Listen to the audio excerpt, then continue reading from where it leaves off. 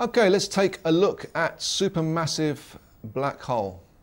This guitar sound is pretty full on. It's got a real gnarly fuzz tone to it, but you can hear him switch it out in the verse. So I'm going to play the intro. It's fairly straightforward. A lot of the part comes from the sound. Here's the intro. Does this.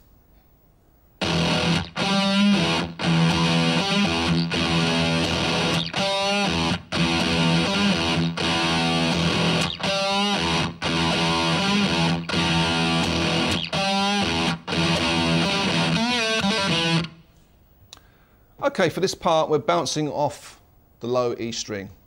We're only playing two notes really.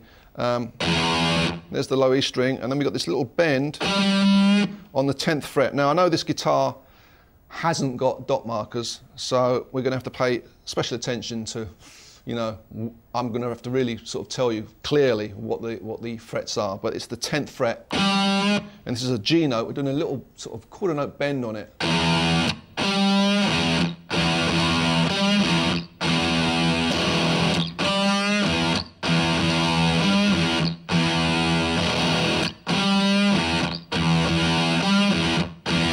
You know, I'm also giving, just it's discretional, but I'm also giving a little power chord. So you don't have to do it all the time. Matt does it more live rather than on the track. On the track, it just seems to be a clear single low E string doing the. But it's kind of nice to, you know, have your first finger on the 2nd fret of the A string, and in case you hit that string, you get a nice E5 power chord.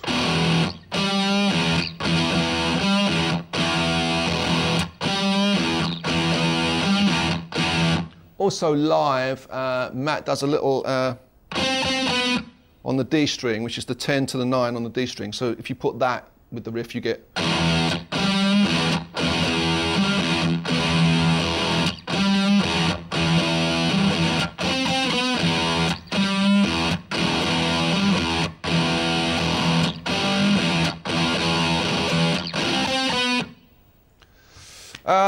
On the track, the actual section, that section ends with a little, which is a little bend on the 2nd fret of the G string. You're bending up a tone from the 2 to the 4. So you're going up and down on that bend. Then you've got to flick on and off a hammer from the open G string onto the 2nd fret and pull off. So you get, and then you land on the root note of the D string 2nd fret. So, in context, with our little live bit that he does from the top.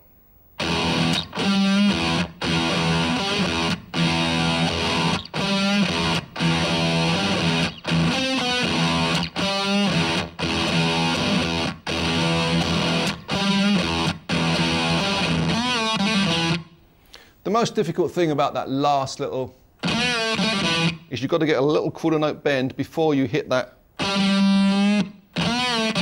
So you're going from that bend. So it's a little bit of a jump, but Matt definitely plays it in this position. Throughout this DVD, I'm trying to sort of play it where he plays it. Sometimes it's, you know, you can play these things in various positions. But I've looked at live footage, and he tends to play this riff and leap from there to there. Because you could also play that. You could also play it. You know, you could play it all sorts of places. But it seems to be that's where he's playing it, in the open position. But that's the intro.